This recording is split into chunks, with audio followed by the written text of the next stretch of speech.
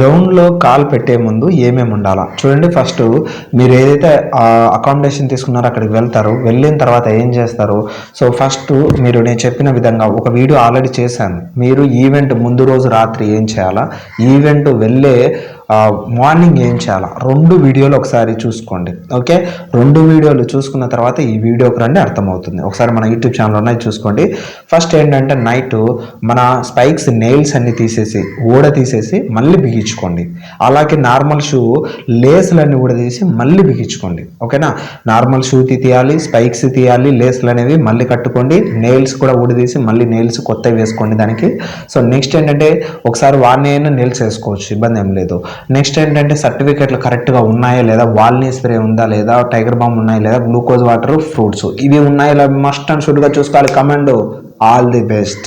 నువ్వు కష్టపడితే కష్టానికి కన్నీళ్ళు రావాలి, నీకు కాదు.